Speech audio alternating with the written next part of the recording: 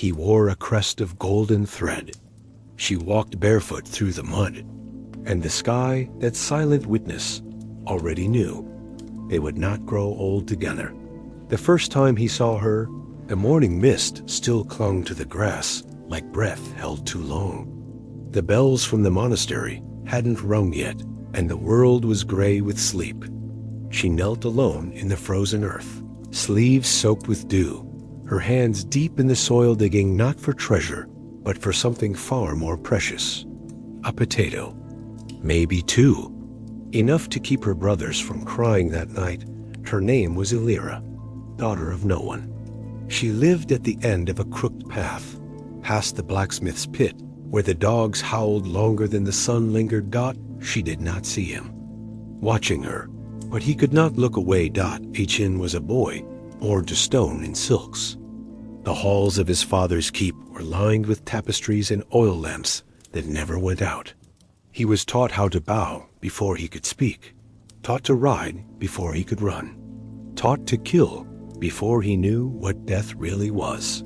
They told him he was the blood of Duma, that honor flowed through him like wine, that his place was in command, not in curiosity, that love was something arranged, not felt.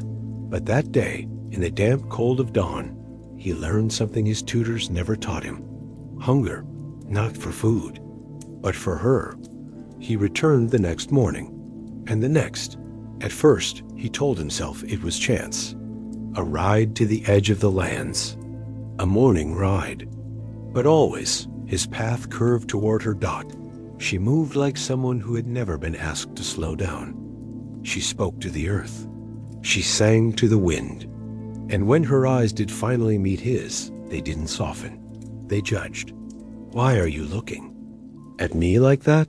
she asked one day, rubbing dirt from her cheek with the back of her hand. Achin blinked. "Like what?" "Like I'm not made of mud." He tried to speak, failed, then laughed quietly. "I suppose I've never seen anyone look like you." She snorted. "You mean poor?" "No," he said. "I mean, alive."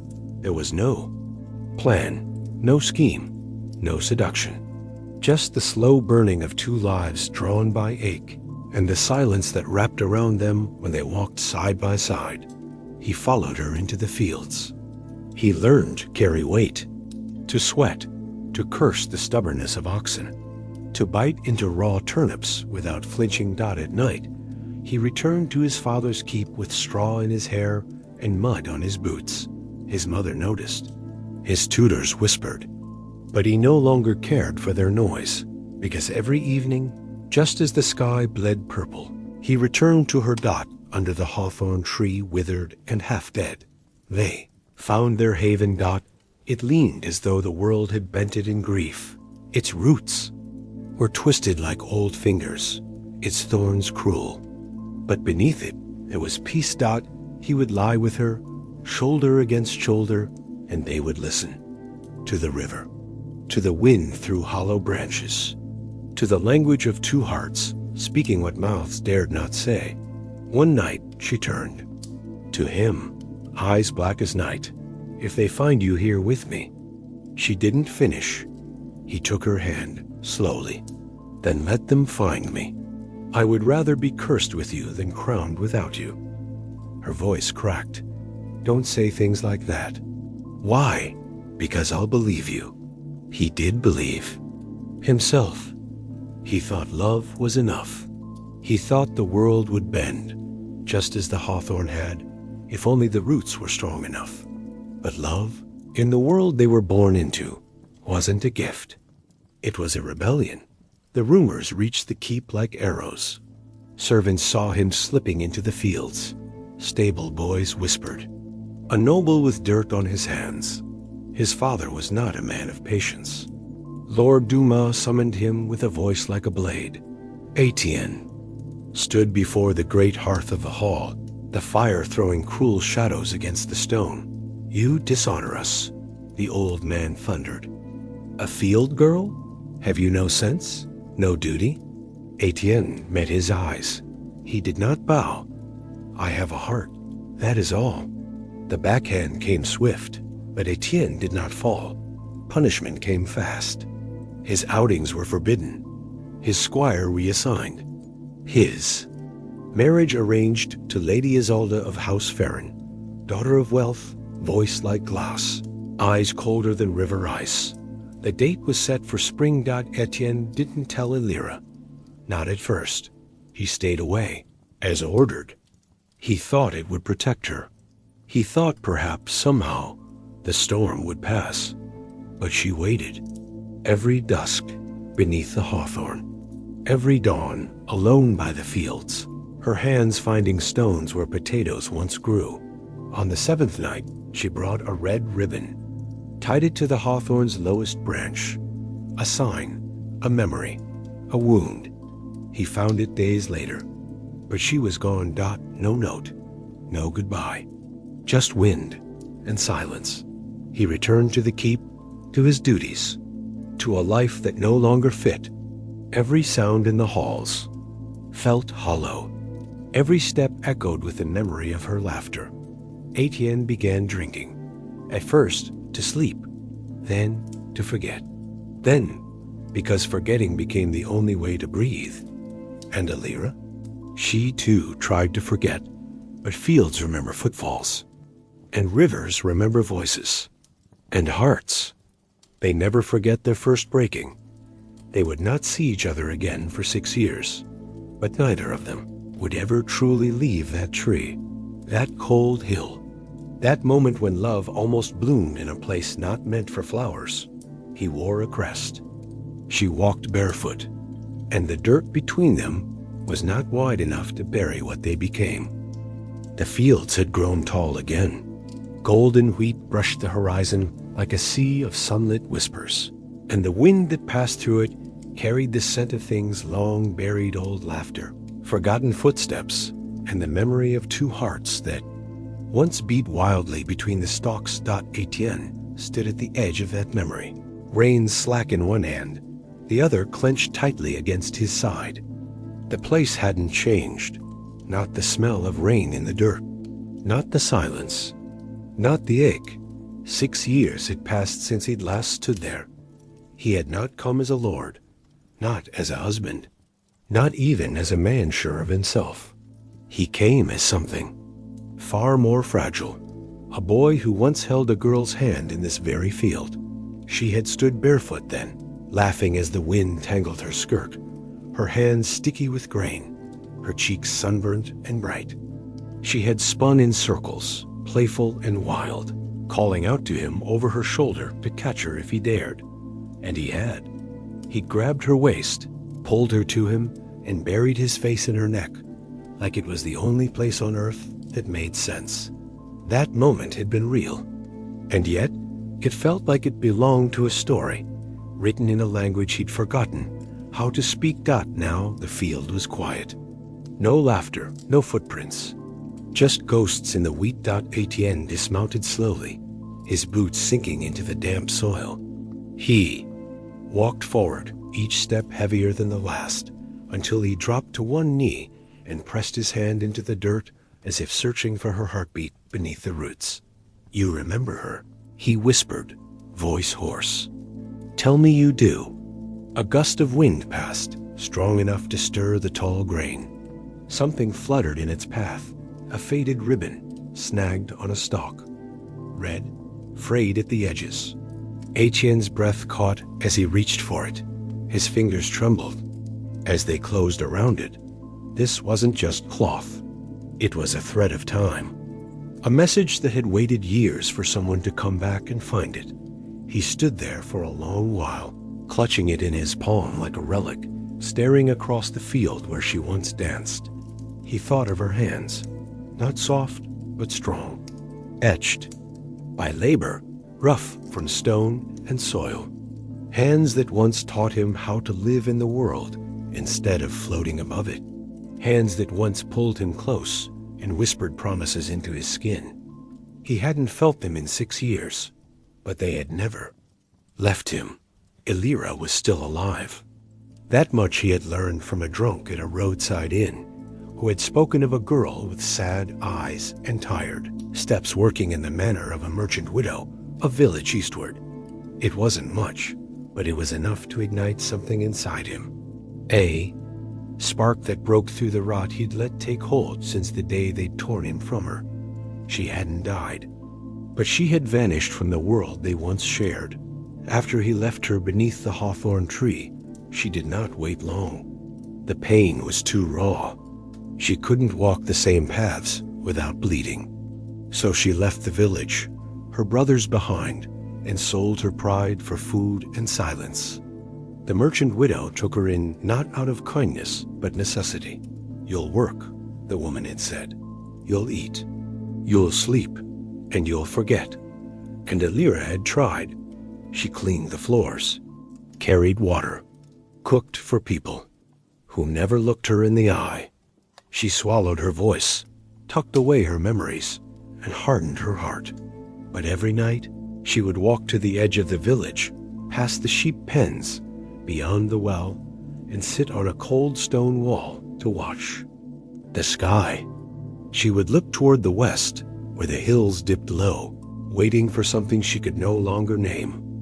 One evening, she saw him not far off, just a silhouette, a rider cutting through the dying light like a shadow on fire. She didn't move, didn't call his name. She just watched, and when he vanished again, she didn't cry. She only whispered his name to the wind and returned to her room like a widow at her own. Funeral. Etienne reached the village 2 days later, windburned and hollow. His cloak clung to him, soaked from a storm that had chased him through the woods. His beard was unkempt, his voice unused. He looked nothing like the boy she once loved, yet everything like the man he had become because of her. He found the house with the blue shutters, just as the drunk had said. The roof sagged. The garden was bare, but the candle flickering in the window was enough to draw him forward. He hesitated. His hand hovered over the door. And then he knocked. Softly, twice. Footsteps on the other side. Slow, hesitant, familiar. The door creaked, open. And there she was. Older, thinner, paler, but more real than any dream that had carried her face to him. Neither of them spoke. Her breath caught in her chest. His mouth opened, but no words came. Her hands, those hands he had missed like air, were clutching the doorframe as though the world had tilted. "I never forgot you," he said finally, his voice a thread. She stared. Her eyes glistened. "You left," she whispered. "I didn't want to, but you stayed gone." "I know." A silence stretched between them, thick as fog, sharp as glass. "I waited," she said, voice trembling. "I know," he said again, his throat burning. "And I hated every day of it." Rain began to fall again, slow and steady.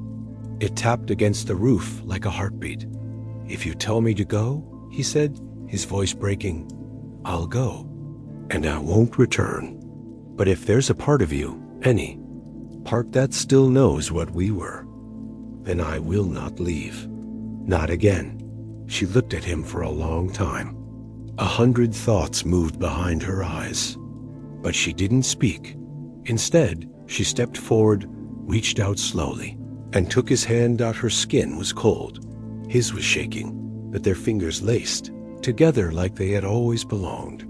She placed his hand gently on her cheek, and there it was. Again, not that warmth, that memory, that promise.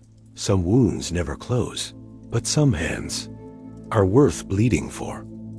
The winter came early that year. By the first week of November, the trees had already shed their leaves like secrets in a confessional.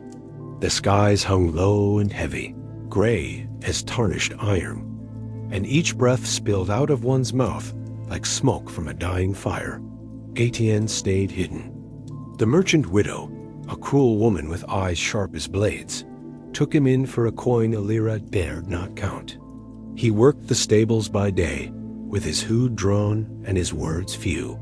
But each evening, when the last wheel creaked down the muddy road, and the lamps were snuffed out one by one, he would climb the frostbitten hill behind the house and wait. And there, in the blue hush of dusk, she would come to him, always in silence first. No words, no rushed dot, just her breath, visible in the cold, her steps soft on the frost-bitten grass. She wore a tattered shawl. He wore a cloak with mended holes. But beneath the rags, they carried the remnants of a love that had never rotted, only buried. Waiting like seeds in hard soil, that they met there each night, and the hill became holy, that not because of prayers, but because of confession, because no church had ever heard such sacred truths whispered under such a sky. One night, as snow began to fall for the first time, Etienne pulled her close beneath the naked boughs of a blackthorn tree. Her cheeks were red from wind, her fingers trembling from cold dot, and yet, in his arms, she breathed slower, as if his chest was the one fire she could still sit beside. He pressed his forehead to hers. "If this world would let me," he whispered, "I would marry you in the open field, beneath the sun, with the birds as our choir." She closed her eyes. "If this world would let me, I'd grow old beside you. I'd learn to read just so I could write your name every morning. I'd let my body break from work if it meant coming home to your hands. But it won't," he said. "This world doesn't love like we do." "No," she replied. "It punishes it." They stood in silence, the snow collecting in Alira's hair, turning her into something almost celestial. Etienne took a deep breath. Then he reached into the pocket of his cloak and pulled out a piece of twine, frayed, rough, nothing beautiful about it, except that it had once bound a sack of grain. The day they first kissed Dot, he tied it around her wrist. A knot, simple, strong. "This is my vow," he said. "When I die, no matter where, no matter how, I will find you. I will not let the grave silence what the world tried to destroy. I will die in your arms." She looked at the knot, then at him, and something ancient passed through her eyes. A knowing, not hope, not even fear, but the understanding that this love, this secret fire between them, would never see a peaceful ending. Still, she reached into her shawl and drew out a folded square of cloth. Inside it, a single blackbird feather. She tied it to his wrist. "This is mine," she said. "If I die first, you will find me. Even if you forget your own name, you will remember mine. I will wait at the edge of the wind, and you will come." Etienne swallowed hard, tears beginning to thaw in his eyes. "We have no rings," he said. "No priest, no roof, no witnesses." She smiled faintly. "Only the trees, the snow, and the ache between our ribs. And is that enough?" She stepped closer, kissed the corner of his mouth, and whispered against his skin, "It is more than most kings have." That night, as they lay beneath a tattered wool blanket by the fire pit they dared to build only once a week, they did not speak of escape or future or plans, because they knew better. The world had stolen their time. It had salted their fields. It had locked their names in separate cages. But this winter, it would not take their promise, and in a place no map would mark. Under stars veiled by snow clouds, two lovers made a vow that death itself would not unbind. By midwinter, the snow no longer whispered. It screamed. It came in sheets across the hills, flinging itself against thatched roofs and shuttered windows, seeping through boots, through skin, through bone. The village shrank inward. Fires burned. Lower, mothers counted breadcrumbs, and behind closed doors, tongues wagged. There had always been talk, of course. A glance here, a pause there. Alira bringing an extra loaf to the stables. Etienne walking back late with straw in his hair and a bruised smile on his face. But winter breeds cruelty. When warmth is scarce, people burn others to stay alive, Dot. And so they began to speak her name.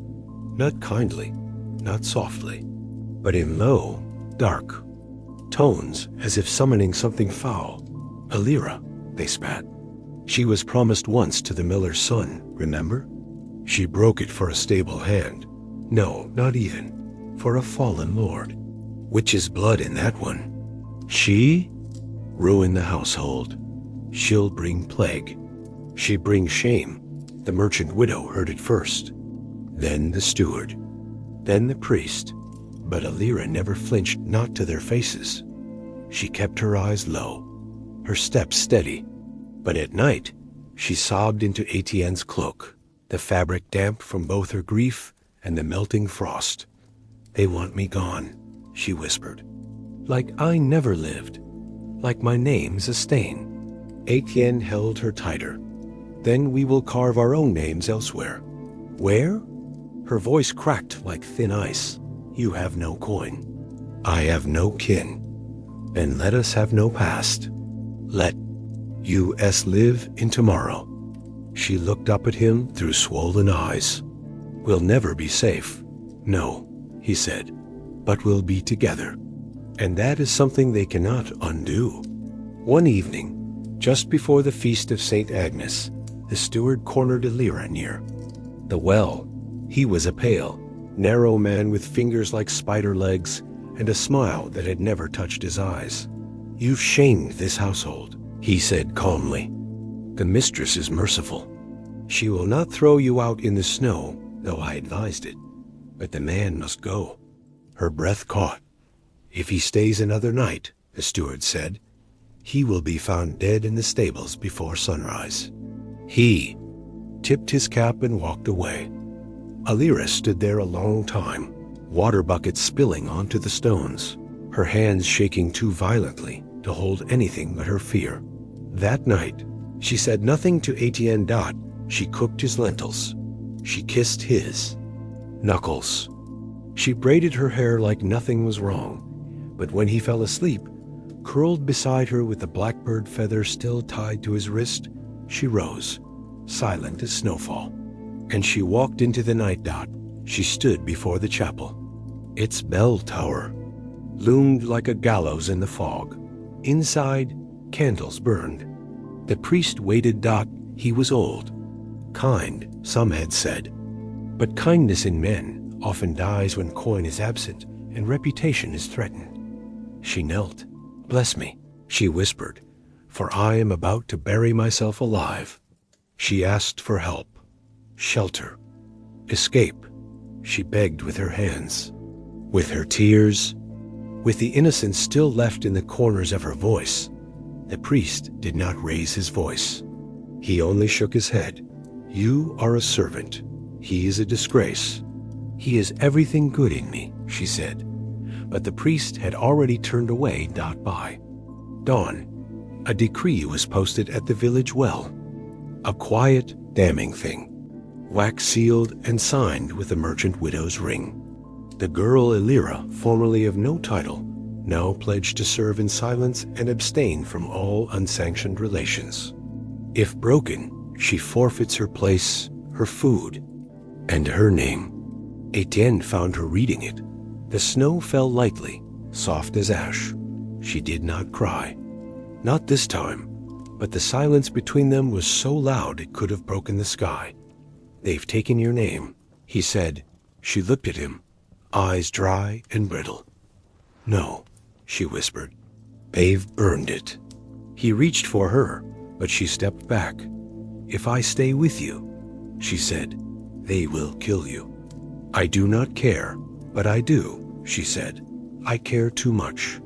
She turned to leave, then stopped. I will not break our vow, she said. Not even if they chain me to the altar of a stranger. He moved toward her, but she was already walking away. And as the snow deepened and the roads turned to white veins across a wounded land, Etienne stood there alone, holding nothing but a blackbird feather. And the taste of her name on his tongue. It burned like a brand, and it would never leave him. The snow stopped, but the cold remained.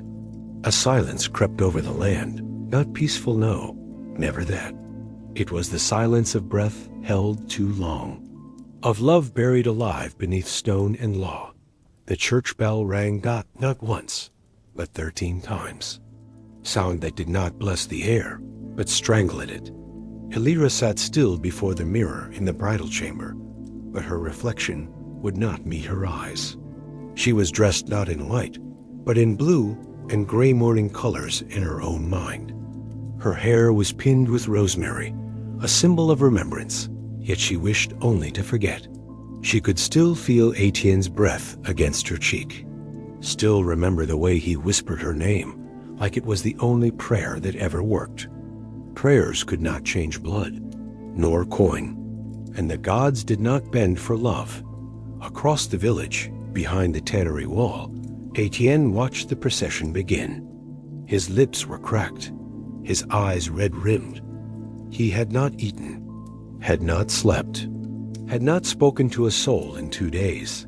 He was dressed in rags far from the embroidered tunic of his birth, now long gone. Gone like his title, gone like the hope he once held so foolishly in his chest. And now, today, they would take her to Dot. She walked the path to the chapel like a ghost. Her hand rested on the arm of her groom, a man who walked with pride, not love. His name was Mathen, a traitor, a man with power in his purse and cruelty behind his eyes. He had asked for her hand as one buys cattle with silver and silence. The steward had smiled. The widow had nodded. And Elira, knowing Etienne would be killed if he stayed, had said nothing. Silence was the last act of her love. But oh, how it bled Dot inside the chapel. Candles flickered like frightened hearts. The stone walls echoed with every footstep. Etienne had slipped through the rear, hidden in shadow behind the choir rail. From there, he could see her. Only her Dot she stood.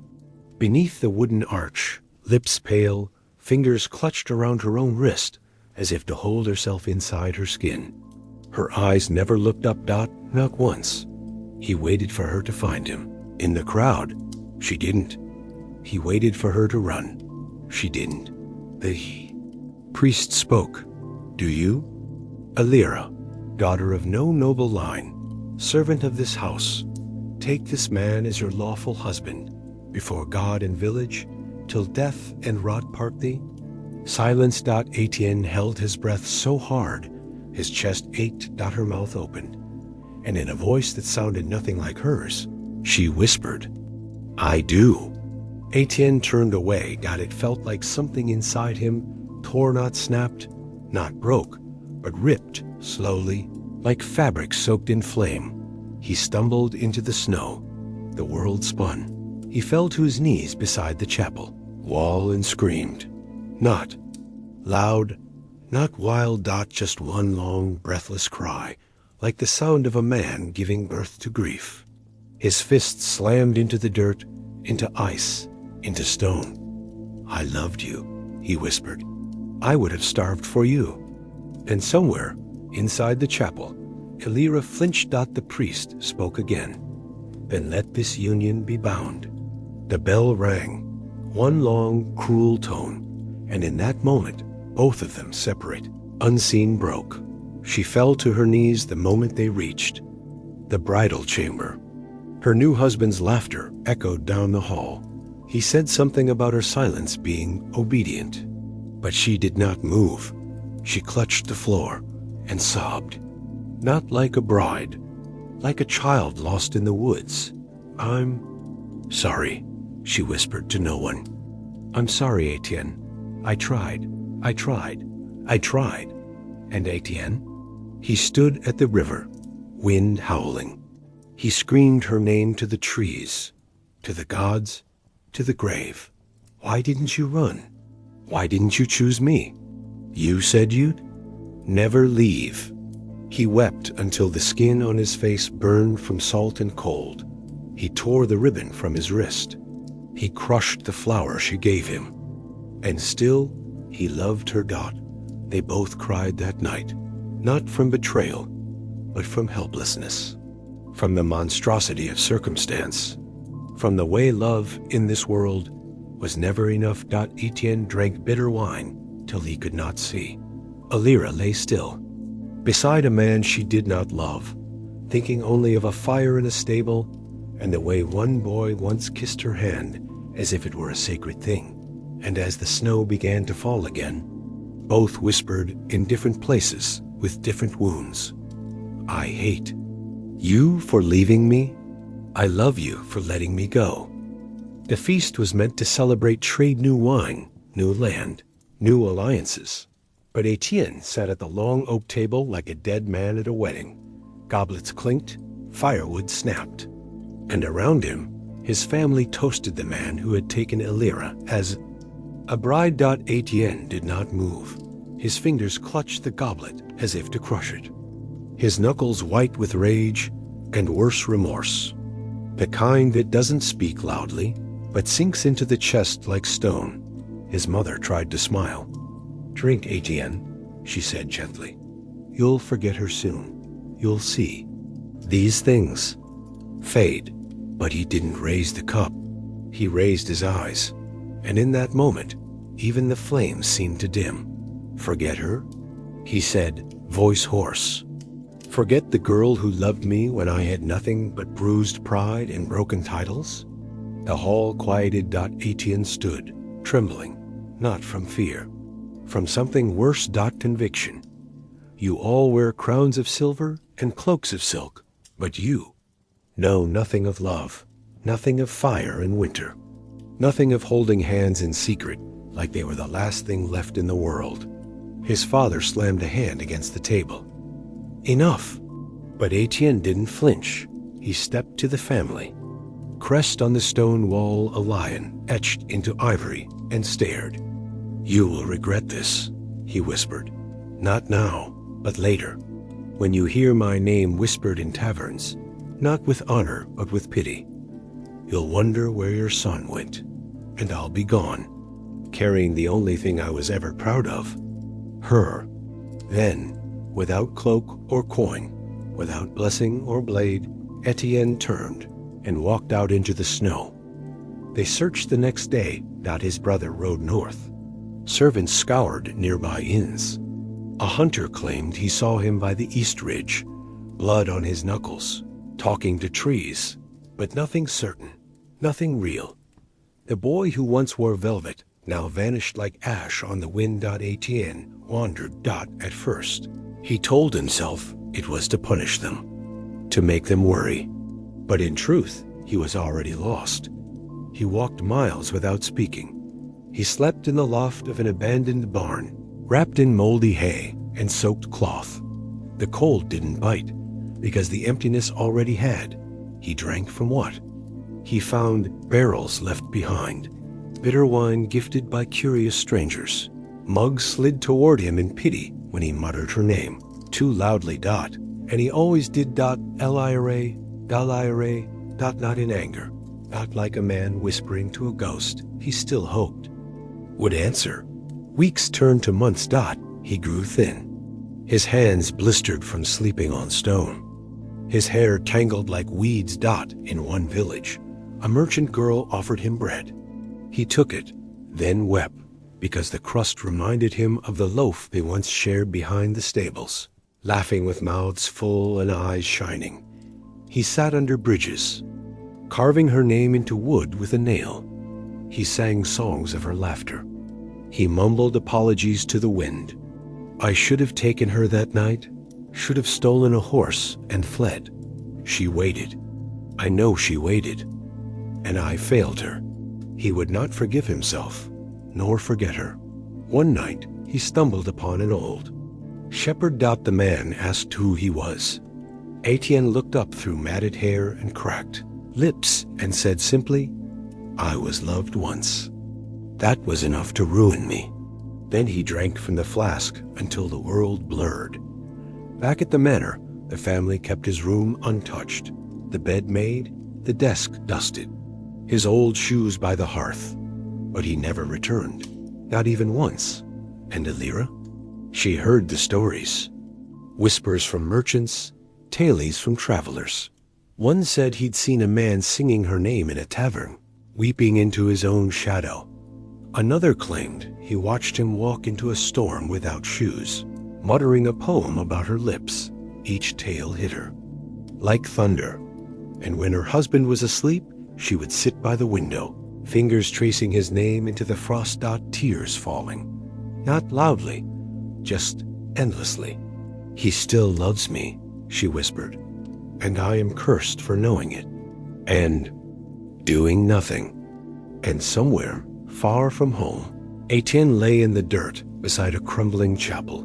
He clutched a bottle with her name scratched into the glass, and before sleep took him, he whispered, "You are the only fire that never left me cold." She no longer counted days, only letters. Each one was a breath she couldn't take aloud. Each one, a confession that would never touch the wind. The world saw her in brocade gowns now, pearls braided into her hair, hands folded like the perfect wife. But inside her chest was a storm without sky, and a name she spoke only with ink. "Etienne," she wrote, "I dreamt of you again last night. You were not broken, not lost, just you laughing beside the river, skipping stones like you used to. I ran to you. I touched your face. You looked at me like I was still yours. And then I woke, and I was in his bed, wearing his ring, drowning in shame." She folded the letter gently, like it was made of wings, placed it beneath the others, and cried into her palm silently, as always. No one must hear. It had been months since the wedding, but not a day passed without Etienne in her blood. She did not need to see him to know he still lived. She felt him in the cold that bit a little too deep, in the wind that shook the shutters just once each night, in the way her hands would tremble for no reason, just before dusk. Sometimes she caught herself whispering, "Come back." To know. One. To him. And then she'd laugh bitterly. "He is already here. He never left me." Her husband was no villain, but neither was he home. He brought her roses once, and she smiled. But all she could think of was the crown of wildflowers Etienne once wove for her, crooked, childish, and perfect. "You'll be my queen," he said, "even if the world says you're not worthy. My world says otherwise." And how she believed him, how she still believed. Each night, when the house grew quiet and no footsteps echoed down the hall, Elira would draw out the stack of parchment, the ones she kept hidden beneath the floorboard, beneath the bedpost, not in the drawer anymore. That had grown too small. Now the letters were like stones in a cathedral wall, each one bearing weight, each one laid in sorrow. She wrote of memories, of the first time they kissed behind the abandoned mill, breathless, laughing, certain the world was theirs. "You touched my cheek like I was made of snow," she wrote, "afraid I'd melt if you pressed too hard." She wrote of the night he cut his palm while working on the stable door, and how she tore a piece of her dress to bandage it. "You bled on me, and I wore it like a badge. I didn't care. I wanted your blood on my skin, your breath on my neck, your soul always near mine." She wrote of the wedding, not her own, his absence. "You were the loudest silence in that chapel. I looked at the door more than the altar. My heart screamed every step I took down the aisle. I prayed for thunder. I prayed for fire. Anything to stop what they made me become." Her tears stained the ink. She kept writing. She wrote of her body. "He touches me, Etienne, and I lie still like a corpse, because to move would be betrayal. You once traced stars across my back and whispered names for each freckle. No one has ever made me feel more naked than you did, fully clothed beneath the moon." She wrote of the child she hoped she would not carry. And the guilt that came with that hope. "If I bear his son, will he erase you? Or will I see your face in the boy's eyes and weep every time he laughs?" But the most painful letters were the ones where she imagined him writing back, "I miss you too. I forgive you. I'm coming back." She wrote those words in his voice, reading them aloud to herself in the dark, pretending, just to make it through another night. One evening, a maid found her in the tower window, letters scattered across the floor. "I was airing them," she said. "They smelled of dust." But in truth, she was trying to let the wind carry them away. Let fate find him. Let chance do what courage could not. And still, the world turned. Seasons changed. Leaves fell like burnt prayers outside her window.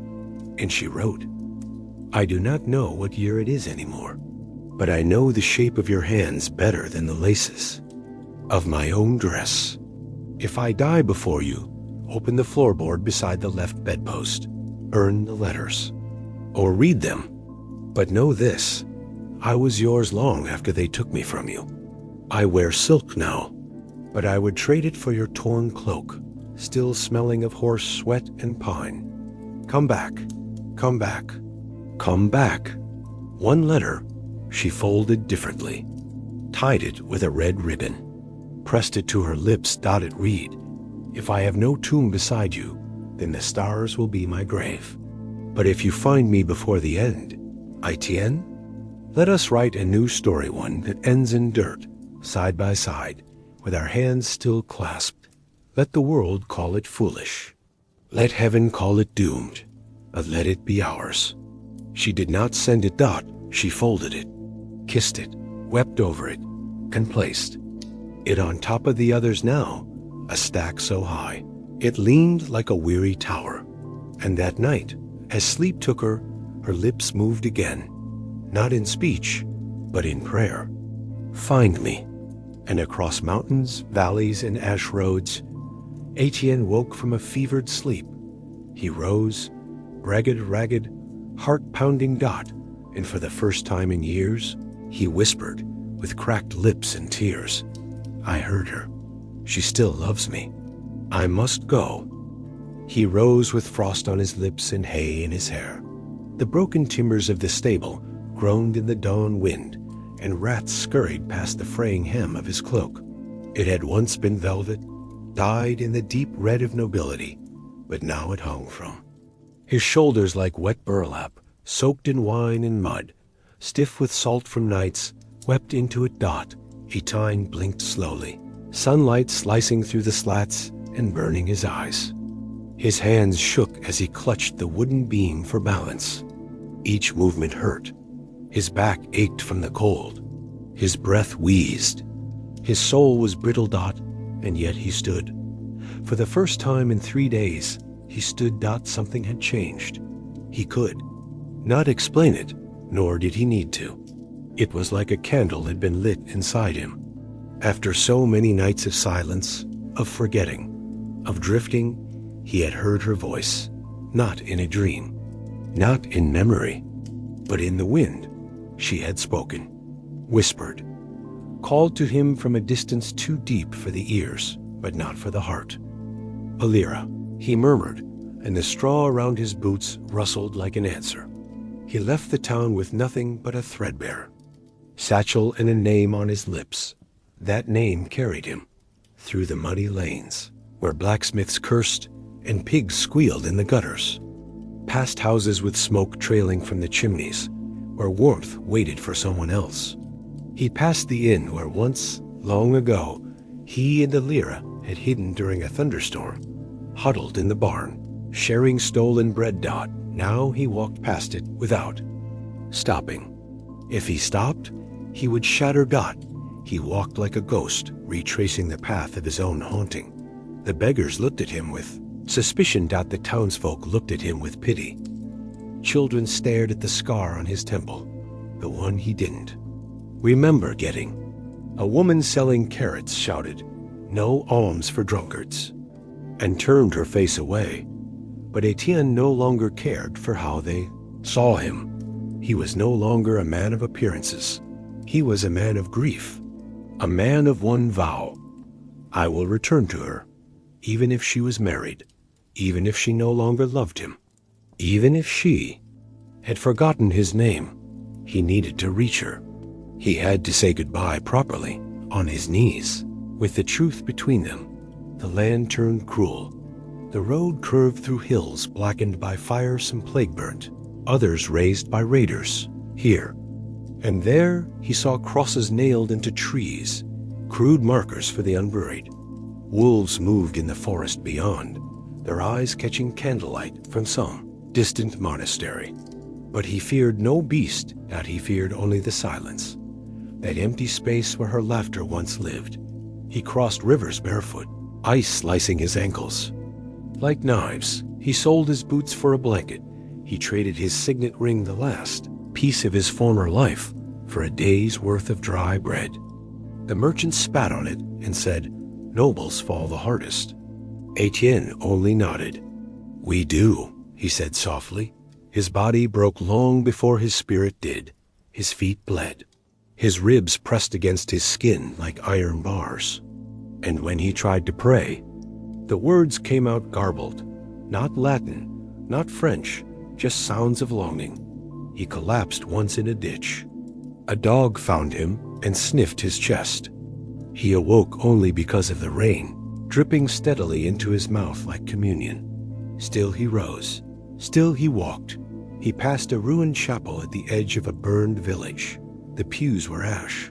The altar cracked. The stained glass shattered.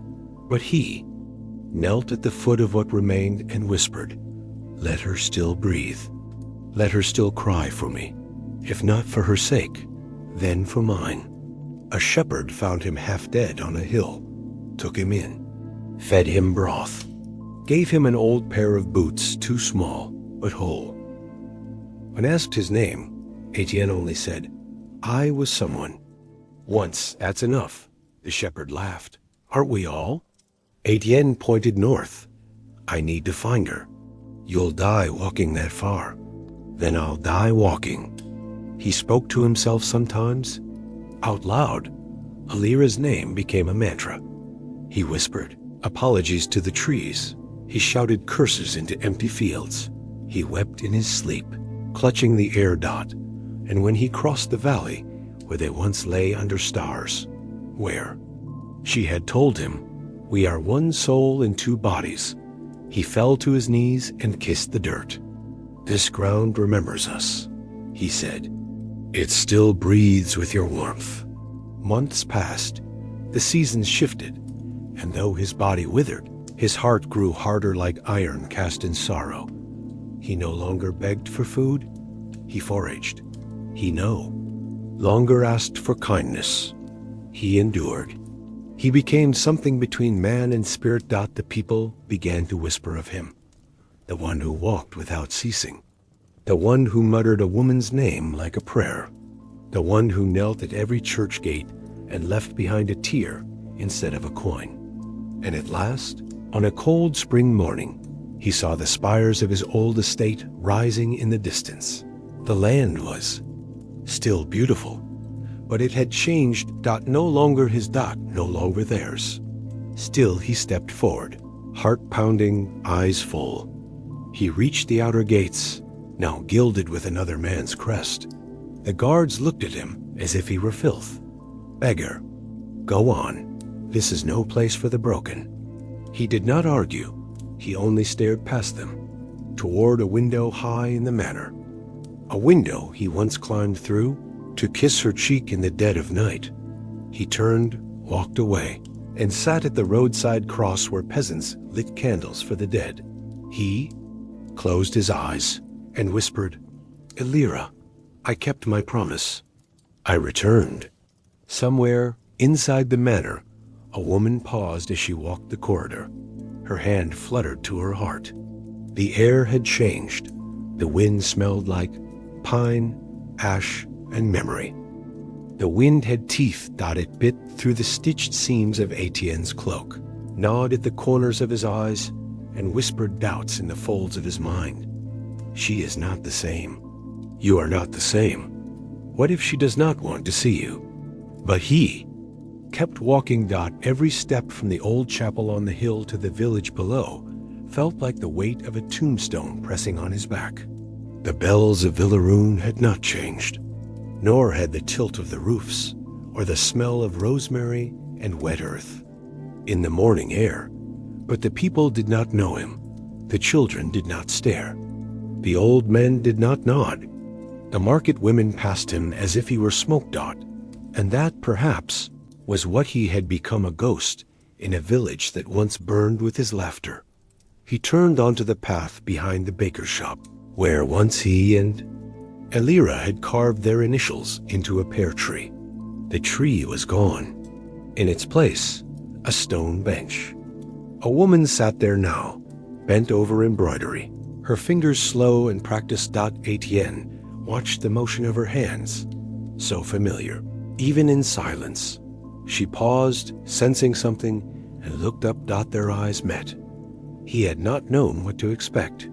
He had imagined it 1,000 ways, her running to him, her slapping him in fury, her collapsing into sobs. But not this, not stillness, not silence, so heavy it made the birds forget to sing. She rose slowly, fabric falling from her lap like a ghost of forgotten days. The years had touched her, but gently crow's feet at the eyes, silver streaking her hair, but her soul still shimmered behind those lashes. It was her dot. It was her dot, double quotes. Lira ... He whispered, and his voice broke on the edge of her name, as if speaking it reopened the wound he'd spent years learning to survive. She stared. UNMOVING ... and then her lips parted. Etienne? She said it not as a name, but as a question dragged out of a dream. He nodded, chest caving under the weight of that sound. Then she took one staggering step forward and fell to her knees. He ran to her old boots, scuffing the stone, and dropped beside her like a man dying into prayer. They did not speak. They only clutched at one another like people drowning. Her hands searched his face, his jaw, his cheeks, as if her fingers didn't believe her eyes. He touched her hair, now tied in, a soft braid, and remembered the scent of wild thyme from their childhood days. You came, she whispered against his shoulder. You waited. He breathed into her hair, and for a moment the years collapsed. The church bells in the distance faded. The market sounds dulled. They were no longer adults ruined by time and duty. They were children again, hiding beneath willow trees, swearing they'd never part. I thought you were dead, she said, voice cracking like ice. I was, he replied. For a long time I was. Her hands trembled. They told me you'd run mad, that you were found near the riverbanks, drunk and talking to birds. He smiled faintly. I was, and they were the only ones who answered me. She laughed, but the sound turned into a sob.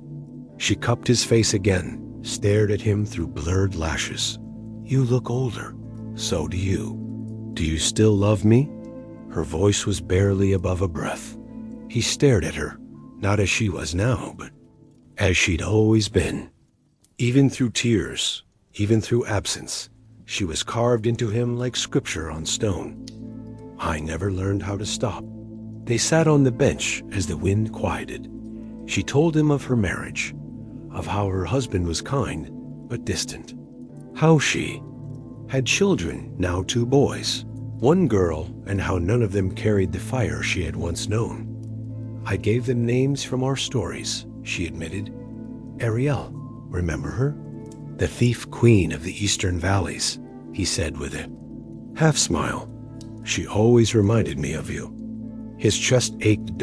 He told her of the forests he'd slept in, the monasteries that gave him bread, the frostbite on his fingers, the voice he heard in dreams, the song she used to hum that kept him from falling into madness. She wiped tears from his cheeks with a scarf she had woven long ago, the same one he once stole and wrapped around his wrist like a relic. I never stopped wearing it, he confessed, even when it turned to threads. They were not lovers anymore, but they were more than strangers.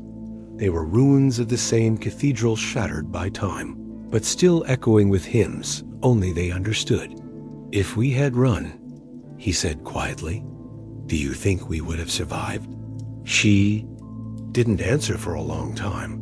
Then we would have starved, been hunted, died alone in some field. But we would have died together. She looked away. Sometimes I think I would have chosen that. A bell tolled the noon hour. Elira stood. I must go, she said. They'll wonder. Etienne nodded, his hands clenched into fists to keep from begging. She took a step, then turned.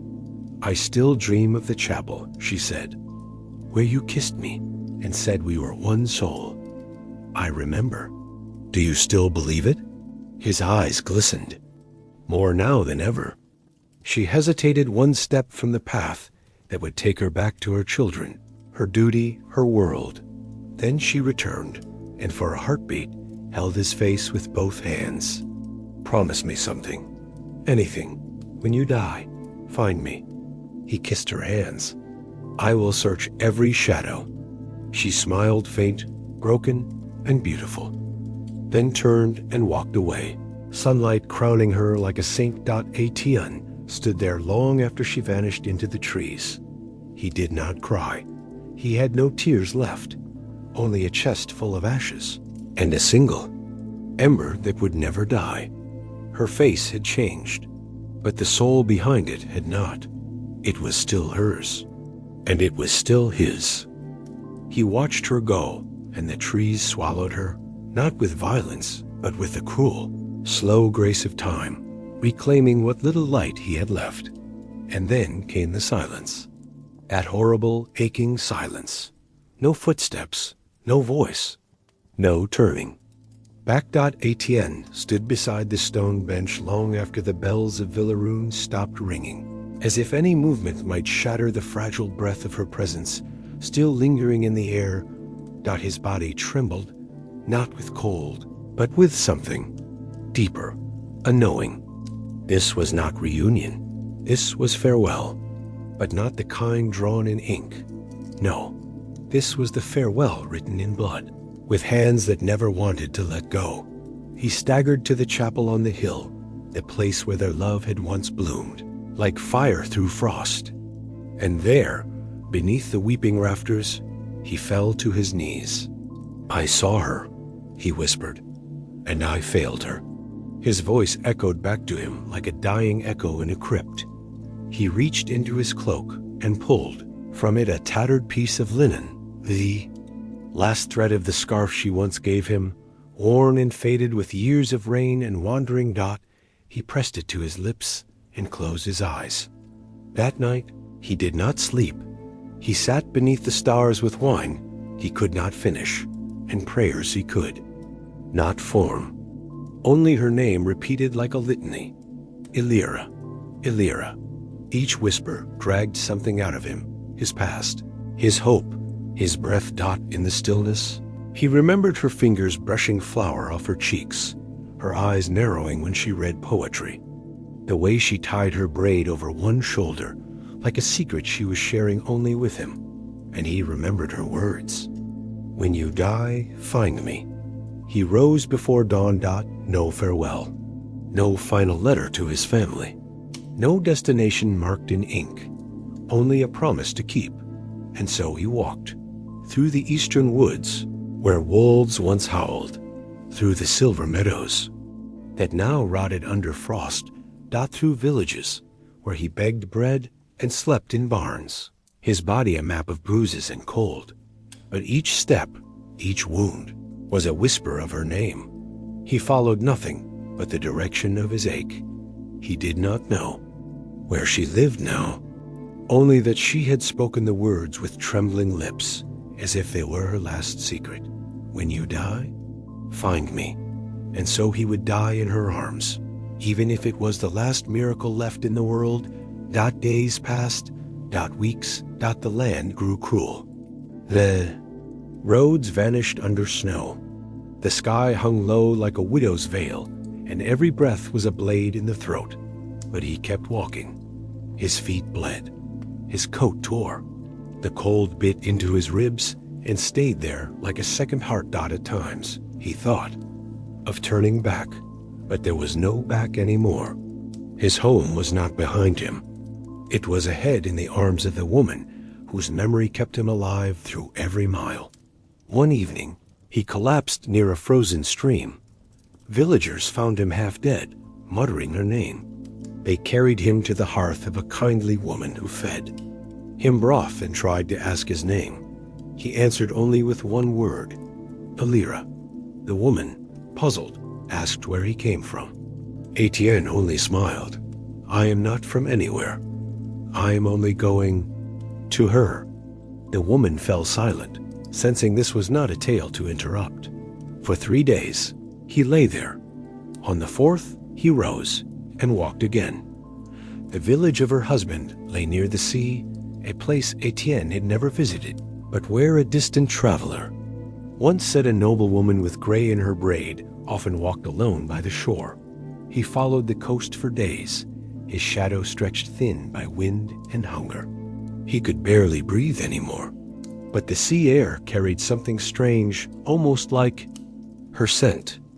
And sometimes, when the waves crashed just right, he swore he could hear her hum. He arrived at dusk. She stood by the rocks, veil fluttering like a ghost. Her children played further up the hill. Unaware, Etienne did not speak. He simply approached, step by trembling step, until the sound of his boots on stone made her turn. She gasped, not in shock, but in recognition. Her hands rose to her mouth. Tears sprang instantly. Etienne, he fell to his knees, his breath stolen, his body too weak to stay upright. I kept it, he rasped. The promise? She was beside him in an instant. Holding his face, he collapsed into her arms, tears falling like wine onto her cloak.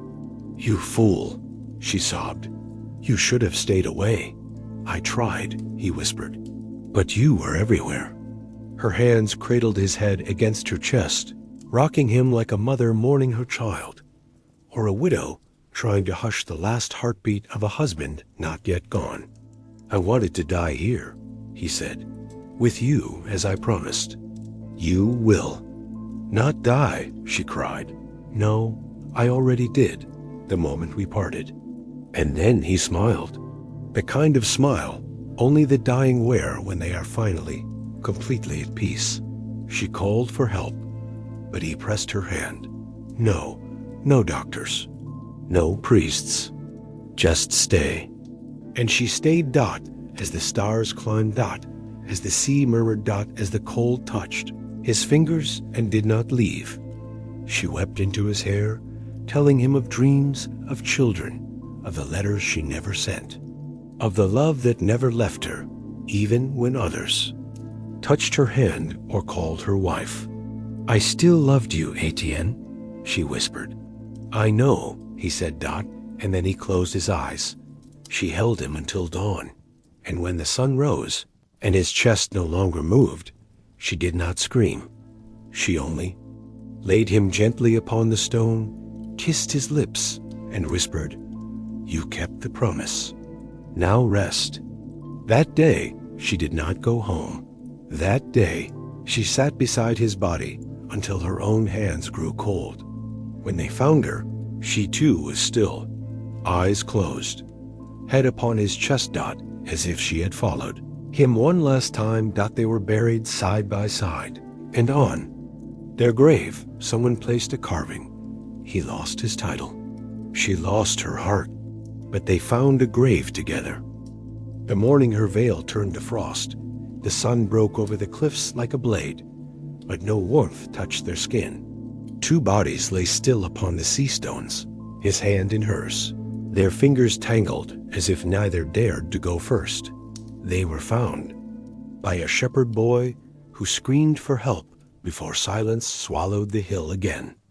And when the village came running, cloaks flapping in wind, voices rising in confusion, they fell still at the sight. Etienne, the man once lost to the forests, the noble son turned ghost, now lay in peace where misery had held him captive. Beside him Elira, no longer the nobleman's wife, no longer the lady who walked in silence through gardens not her own, but simply herself again, at last, her forehead resting against his chest, lips parted as though mid-prayer. No priest could explain it, no physician could measure it. Only the midwife, oldest in the village, dared whisper. She loved him beyond breath, and when breath left him, she followed. The villagers buried them in the old hill grove, where roots clutched the soil like hands trying to hold on. She was not buried beside her husband, and he not returned to his family's tomb. They were laid side by side, as they had never been allowed in life. Their grave marker read, "Here lies a boy who lost a crown, and a girl who lost her name. But their love, it seems, lost nothing. But word does not stay buried. Wind carried it to Villaroon." And when Etienne's father heard the tale, his proud, gray-walled house became a tomb of shame. He dropped the letter to the stone floor. The ink blurred as his tears struck it, one after another. No one had seen the old lord weep since Etienne left. Not when the vineyards failed, not when the harvest froze. But now, he wept like a boy lost in the woods. He died, not on the battlefield, not drunk in the gutters, but in the arms of the girl I tore from him. Etienne's mother collapsed to her knees by the hearth, tearing the pearls from her neck. "He begged us," she whispered. "He begged us to listen, and we punished his love as though it were a sickness. They sent riders to retrieve his body, but it was too late. The villagers refused. 'You had him once,' they said, 'and cast him into shadow. Let the ground that honored him be the one to keep him.' So the family sent gold, not for the dead, but for the stone. They paid for an artist to carve not a name, but a scene, two hands joined under a tree, a crown broken beside them, and a scarf of wind tying them together. No titles, no crests, only love. In time, travelers began to leave offerings.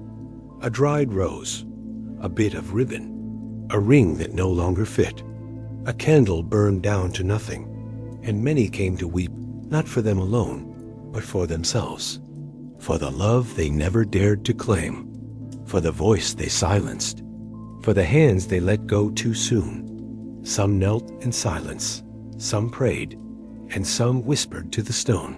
I would have died in their arms too. Etienne's sister came at last, cloaked and veiled, her children at her side. She laid her brother's favorite book at the grave, a book of tales he once read aloud under the orchard tree. "You kept your promise," she whispered, "but I wish you hadn't needed to." Alira's eldest son, no longer a boy, but a man with his mother's eyes, came a year later.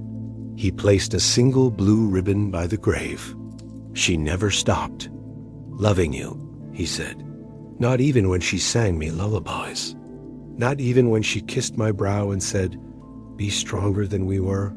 Time passed. As it does, grass grew. The stone wore soft. The names were forgotten, but the story remained. Children told it in hushed voices, like a ghost tale too sacred to laugh at. Lovers kissed by their grave, swearing they'd never let class, creed, or fear come between them. And the poor who had. No silks, no land, no dowries, laid flowers at the stone, as if to say, if love can outlive them, maybe it can carry us too. But back in Villaroon, Etienne's father withered. He stopped attending council, stopped speaking at feasts. His hair turned white as frost, and the fire in his hearth never burned bright again. Some said he aged 10 years in one. Others said he spoke often to the shadows in his study, as though expecting his son to walk in and say it was all a mistake, that he hadn't died, that he forgave him, but Etienne never came, and forgiveness never reached him. So, the Lord died as many great men do, not with thunder, but with a whisper of regret, too late to chase. He was buried in the family tomb. His hand clutched a withered scarf, the same one Etienne once wore before it unraveled into wind. And so their tale became part of the land. Etienne and Alira, not king and queen, not saint and martyr, but something more haunting, more human. Two souls, bound not by rings or law but by ache, by stubborn, wild, untamed love that burned past every wall built to cage it. Some graves do not mark death. They mark the place where love finally surrendered and was still not forgiven. The sky was gray the morning they were buried, not storming, not weeping, just the kind of gray that held too much silence, as if the heavens were ashamed to look down upon what man had done to love. There was no music, no celebration, only the soft murmur of villagers who walked with eyes cast low, feet dragging through the wet earth, as if each step toward the grave was a confession. They had watched it happen. They had done nothing.